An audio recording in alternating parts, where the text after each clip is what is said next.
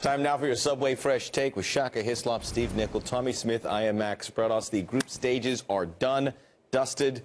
We now get ready for the business end. Before we move forward, let's look back at what happened in groups G and H. Shaka, Germany and the United States go through after Portugal beat Ghana, helping the Americans who lost to the Germans. Germany, the class of the group, can make a run. Yeah, they certainly can, and I thought they were fantastic throughout this tournament. Certainly started very well, little hiccup in the middle. Good performance against the US, and are looking with this new look, almost a false nine that Jurgen Löw has employed, certainly in the first half against the US, like they can threaten or as good as anybody in this tournament. False nine's been one of the cute catchphrases of this World Cup. I like them. Thanks for bringing it up. What do you think? Germany is advertised or some work to do? They've still got work to do. Listen, we're not surprised that they've won this group. They came in as clear favourites to win it. Portugal were clear second favourites, shall we say, and just haven't performed. The US deserved to go through. There's no question about it. Tommy, looking at Group G, what sticks out to you? Yeah, I think that, you know, Portugal were very disappointing and Ghana had all kinds of opportunities and they just imploded. They just couldn't get the job done. Group H, a really nice story that Algeria, who entertained us throughout this tournament, qualifies second behind Belgium. We thought Belgium would get through as the top team. They win all 3 games, but left a little bad taste in your mouth. Yeah, 100%. And so you look at that and feel great.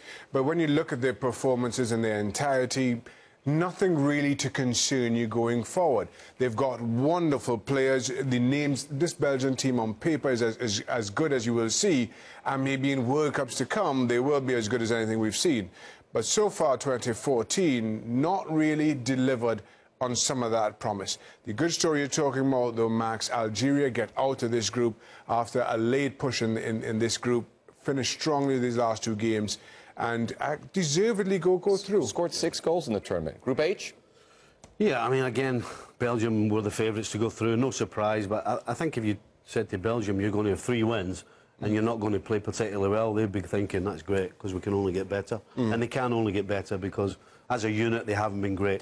Algeria absolutely deserved to go through. I think in some ways losing the first game was great because that meant they had to attack. And they've done that ever since. The last 2 games, they've gone forward. They look comfortable. Yeah, I mean, Soleimani, for me, should have played in the first game, didn't. He's played the last 2 and scored, so this team could upset somebody. Individually, Belgium have been very good, but the collective hasn't been good yet. But that doesn't say that it's not going to come. It was there in the European qualifying phase of it, so it could come again, and well done to Algeria. I mean, 2 African teams, Algeria and Nigeria, almost rhymes. It does. And with Ivory Coast, with Ivory Coast and Ghana and Cameroon disappointing, obviously those 2 nations help the profile. Meanwhile, we always look at the host nation, how they fare, and we look at the future host, Russia, out after 3 games.